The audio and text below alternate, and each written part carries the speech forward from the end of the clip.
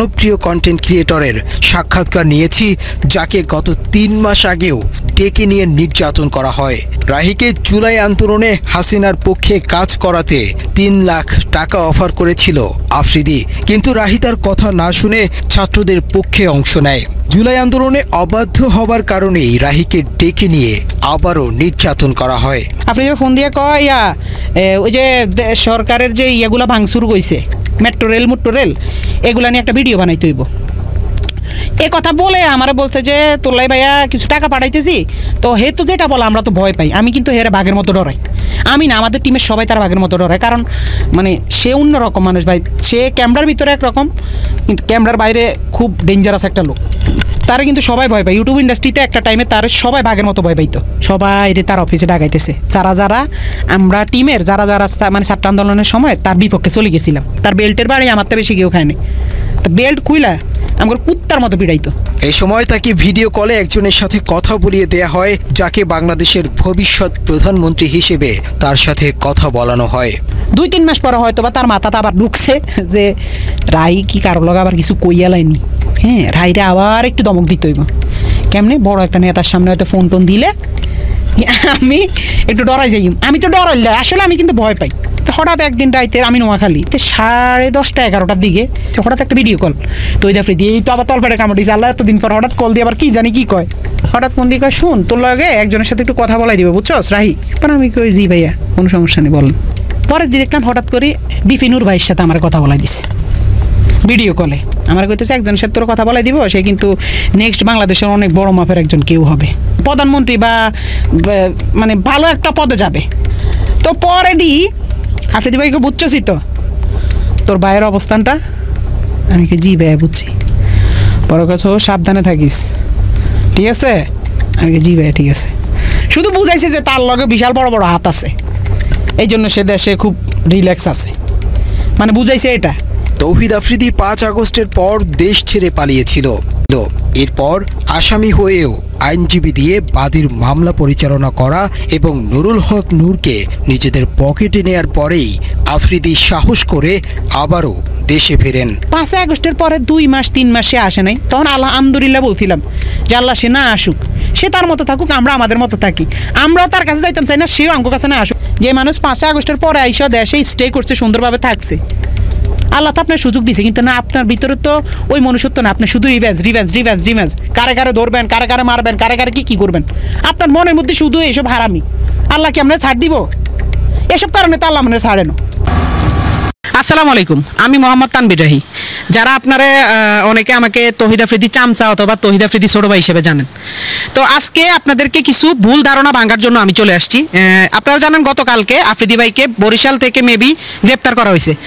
তো আমি গতকালকে না, লাস্ট কয়েকদিন যাবত একটা জিনিস শুধু দেখতেছি যে আফ্রিদি ভাইয়ের জন্য যখন জারি হয়েছে যে ওনাকে 28 ঘন্টার ভিতরে গ্রেপ্তার করতে হবে বা 48 ঘন্টার ভিতরে গ্রেপ্তার করতে হবে, সব কিছুর মধ্যে শুধু আপনারা আমাকে ঢুকাই দিতেছেন ওনার সাথে।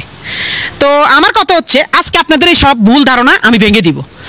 আমার সাথে আফ্রিদি ভাইয়ের সাথে লাস্ট জুলাই আন্দোলনের 1 মাস থেকে 2 মাস আগ থেকেই ওনার সাথে আমার সাথে পুরোপুরি সম্পর্কটা এক ধরনের শেষ হয়ে গেছে। তো সম্পর্ক শেষ হওয়ার পরে আমার সাথে ওনার সাথে ওরকম কোনো যোগাযোগ নেই। শুধু যোগাযোগ ওনার সাথে আমার সাথে জুলাই আন্দোলনের পরে উনি যখন বাংলাদেশে আসছে তখন 2বার ওনার সাথে যোগাযোগ হয়েছে। একবার হচ্ছে ওনার অফিসে গেছিলাম, হ্যাঁ উনি আমাকে ডেকে নিছে। আচ্ছা, ওইটা আপনারা ইনশাল্লাহ ওইটা সম্পর্ক আপনারা জানতে পারবেন। এই ছাড়া আরেকবার দেখা হয়েছে ওনার জন্মদিনের দিন। এই ছাড়া আর ওনার সাথে আমার কোনো ধরনের যোগাযোগ নেই, কোনো ধরনের দেখা সাক্ষাৎ নেই। কিন্তু আজকে আমি নিউজ ফিডে ঢুকতে পারতেছি না। আমার পরিবারের উপরে চাপ আসতেছে, আমার উপরে বিভিন্ন ধরনের চাপ আসতেছে যে আমি নাকি তৌহিদ আফ্রিদিকে ধরাই দিছি পুলিশের কাছে এবং উনি নাকি নোয়াখালীতে আমার বাড়িতে গেছে। ভাই আমি নিজে তো জানি না আমার বাড়িতে উনি গেছে। আর এটা যদি আপনারা প্রমাণ করতে পারেন যে উনি আমার নোয়াখালীতে আমার বাড়িতে গেছে বা আমি ওনাকে ধরাই দিছি, তাহলে আপনারা যেই শাস্তি দিবেন আমি ওই শাস্তি মাথা পেতে নিব। আর আরেকটা ছোট্ট বিষয় হচ্ছে, আমার বলতেই হবে, আমাদের তৌহিদ আফ্রিদি টিম মেম্বারে তো আমি একা ছিলাম না। আপনারা সবাই আমাকে নিয়ে পড়ে আছেন কেন ভাই? আমাদের টিম মেম্বারে তো আমি একা ছিলাম না, আরো 10 জন 15 জন আছে, তাদের নিয়ে কথা বলেন না কেন? সারাক্ষণ আমার নিয়ে পড়ে আছেন কেন? আমি তো এটা বুঝতেছি না। আর আপনারা যারা আমার বলতেছেন যে আমি তারা ধরাই দিছি, ভাই ওনার আব্বারে মেবি ধরছে রবিবারে। তো প্রথম থেকে আমি আজকে ওনাকে ধরা পর্যন্ত আজকে প্রায় মেবি 1 সপ্তাহ হয়েছে। এই 1 সপ্তাহ আমি সিআইডির আন্ডারে ছিলাম। আমার মোবাইল, আমি নিজে কোথায় যাই, কখন কি করি না করি, সব কিছু আমার সিআইডির আন্ডারে। ইভেন আমি সবচেয়ে বেশি ফেস করতে হয়েছে, এগুলো তো আমার যেমন কি হয়েছে আমি তো আপনাদেরকে বলি। ওনারা আব্বারা যেদিন ধরে নিছে ওই দিন সকাল 12টা কি 1টার দিকে আমাকে বসুন্ধরা থেকে সিআইডি অফিসাররা ধরে। বসুন্ধরা থেকে আমি আর আমার এক বড় ভাই গেছিলাম গাড়ি কিনতে, ওইখান থেকে আমাদেরকে ধরে আমাদের সজল ভাইয়ের দোকানে, সজল ভাই সহ আমাদেরকে জিজ্ঞাসাবাদ করা হয়েছে, আমার মোবাইল ট্র্যাক করা হয়েছে, আমার মোবাইলে সব কিছু ঘাটাঘাটি হয়েছে এবং সব কিছু দেখছি। ইভেন এরপরও প্রতিদিন আমাকে ধরা হয়েছে। তারপরে আমি একজনের ভিডিও দেখছিলাম, আমেরিকান আমার এক বড় ভাই আছে হিমেল ভাই, তারপর ইলিয়াস ভাই, ওনাদের ভিডিও দেখছিলাম। ওনারা ওইটার মধ্যে যখন আমারে জড়ানো শুরু করছে তখন আমি দেখলাম যে ভাই আমি ওনার সাথে সংযুক্ত না বা ওনার সাথে আমার যোগাযোগ না। ওনার বিয়েতে পর্যন্ত আপনারা আমার দেখেন নাই, লাস্ট ওনার বিয়েতে পর্যন্ত আমরা দেখেন। হ্যাঁ, উনি আমার ভাই, উনি আছে, উনি ওনার মতো, আমরা আমার মতো। উনি ওনাদের মতো কাজ করছে, আমরা আমাদের মতো মানে কাজ করতেছি। ওনার সাথে আমার প্রায় মানে 1 থেকে 1 বছর 2-3 মাসের মতো ওনার সাথে কোনো ধরনের যোগাযোগ নেই। ওনার সাথে সিআইডি অফিসাররা তো সব জানে বা স্যাররা তো আমার অল টাইম তদন্তের মধ্যে রাখছে। ওনারা তো দেখছে। উনি যদি আমার নোয়াখালীর বাড়িতে যাইতো ভাই আমি নিজে জানি না। আমি তো পুলিশের কাছে, আমি নিজে তো সিআইডি অফিসারদের কাছে জিম্মি বলতে ওনারা আমার তদন্ত করতেছে। তো ওনারা কি তদন্ত করে জানতো না যে আফ্রিদি ভাই কই, আফ্রিদি ভাই কি নোয়াখালী গেছে না কোন জায়গায় গেছে? ভাই আমরা যদি জানতাম তাহলে তো আর আমরা সিআইডি অফিসারের কাছে থাকতাম না। আমগরে তো উনি তো ধরায় খেয়ে যেত। ওনারা ধরতে এত টাইম লাগছে কেন? তো ওনার সম্পর্কে, এইসব সম্পর্কে আমাদের কোনো ধারণা ছিল, কিন্তু আমরা পুলিশের ইয়াতে ছিলাম। তো পুলিশ দেখছে আমাদের সাথে ওনার সাথে কোনো ধরনের কানেক্টিং নেই, ওনার সাথে কোনো ধরনের কথাবার্তা নাই। কিন্তু বিভিন্ন নিউজ চ্যানেলেরা লম্বা লেকচার পিটতেছে, লম্বা কথা বলতেছে যে তহিদ আফ্রিদির চামচা, তহিদ আফ্রিদিকে ধরাই দিছে, সে একটা বিশ্বাসঘাতক, সে একটা এটা সেটা। ভাই এসব মিথ্যা বানোয়াট আপনি যে আমার মুখ থেকে শুনছেন, আমার থেকে জানছেন, না জেনে না শুনে আপনি কেন এসব মিথ্যা বানোয়াট কথা বলতেছেন? এসব মিথ্যা নিউজ কেন ছড়াইতেছেন? উনি কি করছে ওনারটা আইন আদালতে বুঝবে। আমি যদি কোনো দোষ করে থাকি আমারটাও আইন আদালতে বুঝবে। তা ওনার দোষ আমার উপরে কেন চাপাইতেছেন? আমার টিমে তো আমি একা ছিলাম না, আমার টিমে আরো 10 জন ছিল। ওদেরকে নিয়ে কথা বলতেছেন না, শুধু আমাকে নিয়ে কেন পড়ে আছেন? আমি কি বলেন? আমি কি একটা ফুটবল যে আমার পাইছেন? হ্যাঁ আমি ফুটবল বুঝছি, আমার পাইছেন শুধু লাথি দিবেন এটা হলে তো হবে না ভাই। আপনি আপনার বিবেককে প্রশ্ন করেন। আপনারা আমার নামে মিথ্যা নিউজ, মিথ্যা বানোয়াট কথা ছড়ানোর তো কোনো লাভ নাই। মিথ্যা বানোয়াট ছড়ায় আপনার কি লাভ হবে? সঠিক তথ্য আমি একটাই বলি, আমি নিজেই আজকে লাস্ট 1 সপ্তাহ থেকে পুলিশের কাছে ছিলাম। ইভেন আমি যখন দেখছি যে আমার বিষয়টা বেশি হয় তখন আমি ইলিয়াস হোসেন ভাইয়ের সাথে কথা বলছি এবং হিমেল ভাইয়ের সাথে কথা বলছি। ওনারা বলছে যে তোমার যেহেতু তদন্ত করা হয়েছে, যেহেতু তুমি নির্দোষ, তো তুমি তোমার মতো। কারণ ভাইয়ার ওই সব বিষয়ে আমাদের কোনো কিছু ধারণাই নাই। আর অনেকে আমার নিয়ে পোস্ট করছে আমি জুলাই আন্দোলনে 2 তারিখ 3 তারিখ 5 তারিখ নাকি তহিদ আফ্রিদির সাথে তাদের মাইটি বেঁধেছিলাম। আরে ভাই আপনাদের কি মাথা সমস্যা? আপনারা কি আমার ফেসবুকে যায় দেখতে পারেন আমি কোথায় ছিলাম, কি ছিলাম? বা আমার নোয়াখালীর ভাই ব্রাদাররা আমার যারা আমার লগের আন্দোলনে গেছে তারা কি জানে না আমি কই আছিলাম?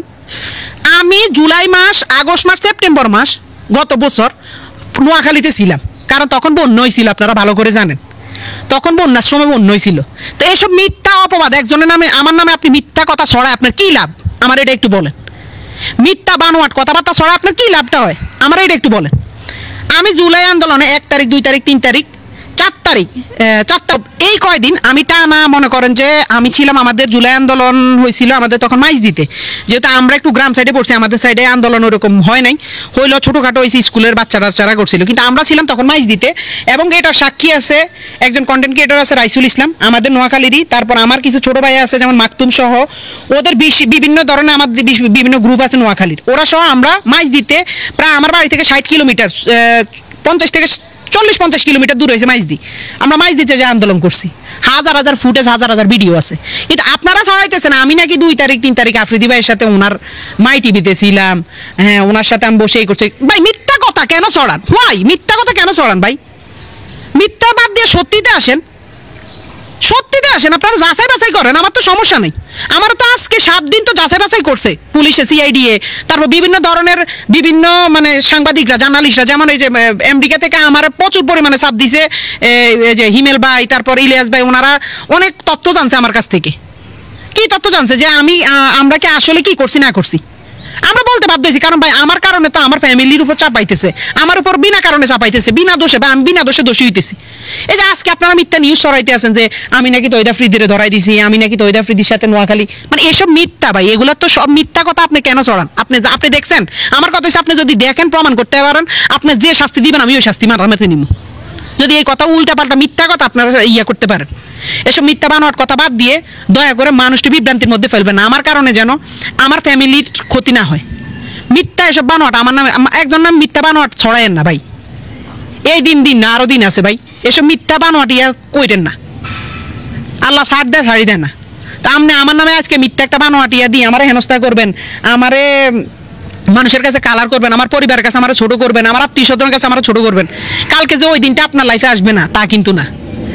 তো একজন বন্ধু, সে আমার বড় ভাই, তার সাথে আমার সম্পর্ক নাই, ঠিক আছে, হ্যাঁ, তার সাথে আমাদের সম্পর্ক নাই, কোনো সমস্যা নেই। কিন্তু একটা জিনিস কি, তার কারণে আমার কারণে আমি কোনোদিন তার কোনো ক্ষতি করিনি, এবং তারা ধরে লই গেছে ওইসব বিষয় আমরা জানিও না। তার কারণে আরো আমরা হেনস্থার মধ্যে পড়ছি, তার কারণে আরো আমরা বিভিন্ন হয়রানির মধ্যে পড়ছি, তার কারণে আমরা দিনের পর দিন আমরা খুব ঝামেলার মধ্যে পড়ছি।